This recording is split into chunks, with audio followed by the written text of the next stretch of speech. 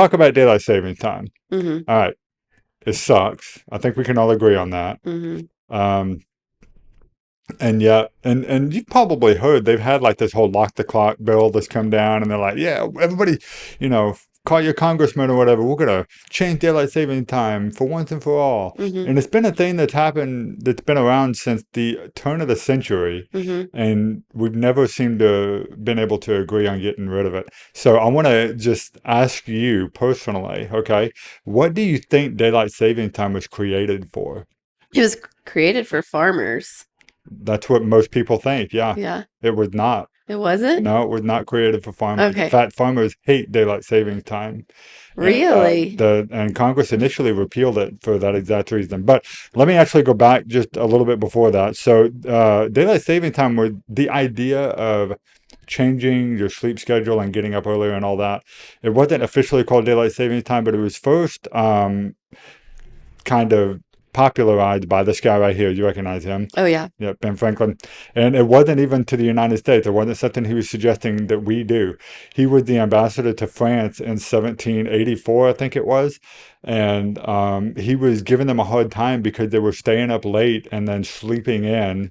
And I think Ben Franklin is the guy who coined the phrase, the early to bed, early to rise makes a man healthy, wealthy, and wise, right? I don't know that that's where this came from, but I do know that he was giving them a hard time and saying that people over in Paris would save a bundle on candles if they would just get up whenever the sun gets up, because they're burning these candles late into the night, and then they're burning during daylight basically. And it's like, just get up with the sun. Mm-hmm. Save so much money. It's like the equivalent of us leaving our house lights on all night, Mm. the living room light on or something, the entire time that we're sleeping because we're Mm-hmm. going to bed so late. I thought it was hilarious that he was doing that. And that sounds a little Ben Franklin to me, that he would make fun of France for that. Yeah. I like that.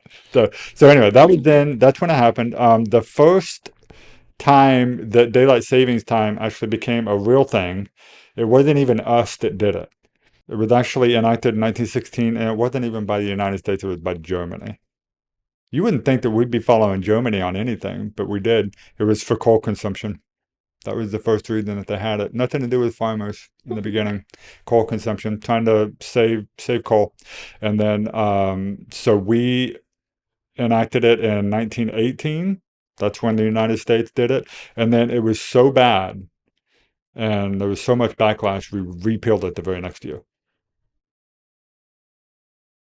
So it didn't last long. So it just goes to show we can undo this. We don't have to stay this way. I mean, they repealed it a year later. So, but of course, it came back at some point, right? So in 1942, it came back. FDR actually signed something. He ordered year-round daylight saving time, and they called it wartime. And it was for the same reasons, like fuel and energy savings and economical improvements and things like that. So, and then it ended in 1945. And the problem is some states and cities and stuff would opt out of this, and it screwed everybody up. If you're not all on board with this thing, it's terrible, because you have, like, think about at the time we had train schedules, flight schedules, all of these things that run on a schedule like that, right? There is still a state that doesn't. There's two of them actually. Okay. We're going to talk about that. Okay. Yeah, there are, and so it is still optional. States technically have the ability to opt out. Two of them have done that, and that's come. I've got more to say about that here in just a minute. In 1966, Congress came together and they passed the Uniform Time Act, which set a start and end date for daylight savings time, and the states could officially opt out. Two of them did. Guess which two they are? I don't know why, but Arizona That's one of them. Yeah. and is it Wisconsin? Nope. Um, Why do you think Wisconsin? I don't know. For some reason, I thought it was Wisconsin. We can't grow our cheese here in the dark, people. We got to have daylight saving time. Yeah. That's not why. No. Who's It'll be tropical place. I'll put it that way. Oh, is it Florida? Nope. California? Nope. Hawaii? Yes, it's Hawaii. Why? Hawaii and Arizona are the only two states that have officially stepped out of daylight savings time. So they all got to wake up at their normal time. They're not waking up all like disheveled and needing an extra cup of coffee today. In 1973, they tried to do year-round DST again, daylight saving time again during the oil crisis. Didn't work out. They ended it in 1975. Then they expanded daylight saving time in 1986, and then they expanded it again in 2007. And that's the last update that we've ever really made to daylight saving time. Not So in almost 20 years. so in 2026 they canceled it, right? No, no, we would not like to see that, but it's not happening for some reason. So that and that's part of the thing here. It literally takes an act of Congress to do this, Mhm. and people like to use that as a hyperbolic statement that's to say, oh well, you can't do that without an act of Congress. This is so dumb. I mean, unless you're a state, you can opt out of daylight saving time, but if you want to make daylight saving time permanent, you can't do that without an act of Congress, thanks to the Uniform Time Act from 1966. Now they can go back and they can say we're not doing DST anymore at all ever, and that would be you can do that, but you can adopt permanent standard time, but you can't adopt daylight savings time permanently. Yeah, the last time they did anything with daylight saving time was in 2007. The last time they actually tried to make a change on this, they did the Save Sunshine Act or something in 2022. It passed the Senate and it gets stalled in the House and it keeps getting reintroduced.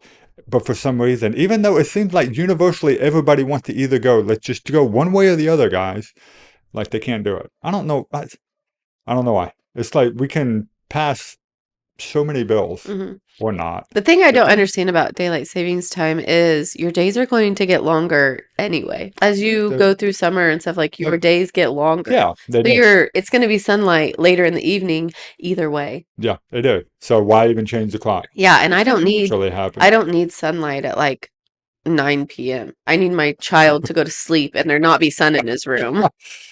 Okay, so if I were to ask you, do you think that daylight savings time actually works for what it was intended to do? Give us more daylight time.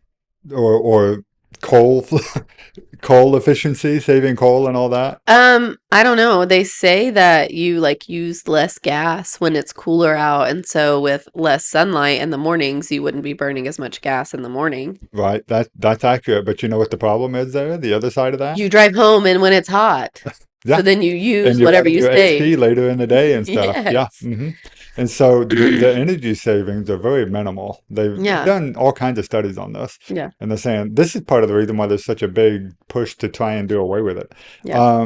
The other thing is what's funny is businesses are actually, some, especially certain industries, they're big time in favor of daylight savings time. The golf industry lobbies for it because people can play golf longer with the sun being out. Funny enough, there is one particular industry that lobbied Congress for 25 years to extend daylight saving time, and they finally got it in 2007. And do you know what industry that was? Mm-mm. And I will give you a hint. They wanted to make sure that daylight saving time did not end until after October.